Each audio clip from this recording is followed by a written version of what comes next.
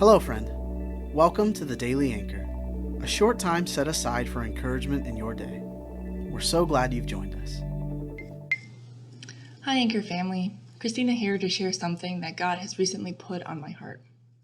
With all that's going on in the world, in our nation, and in our communities, and with all the uncertainties of the future, it's been very easy for me at times to get caught up in all the negativity, the fear, or even find myself in a state of hopelessness. I often have to shut off the phone or the TV so I can recenter, and I found myself spending more quiet time seeking after God and the truth that is written in His Word. This week, I felt God repeatedly reveal Isaiah 43 to me, and I would like to share a few verses that really stood out. Starting in the middle of verse 1 through verse 2, "Do not be afraid, for I have redeemed you. I have called you by name. You are mine. When you go through deep waters, I will be with you. When you go through rivers of difficulty, you will not drown.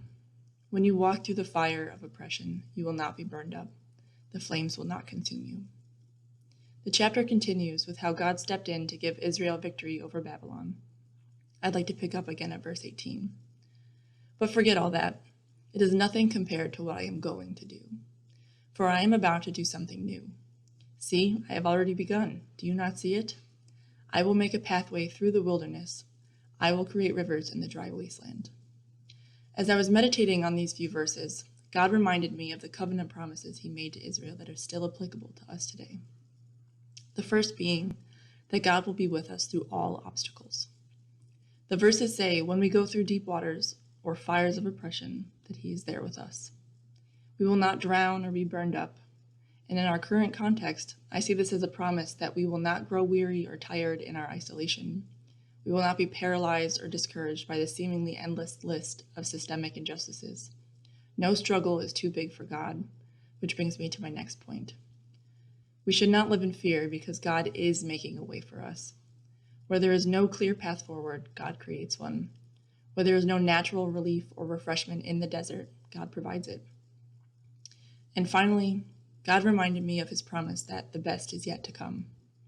To reiterate verse 18, "This is nothing compared to what I am going to do, for I am about to do something new.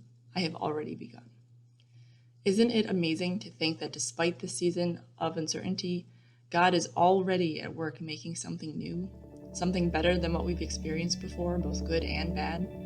This verse gives me hope that everything we are going through will pale in comparison to what new things God has promised for us. He is always at work in our lives, in our church, in our communities, and beyond. So with that, I'd encourage you all to continue in your faith. Trust that God is with you today, and that He is already at work making something new in your life.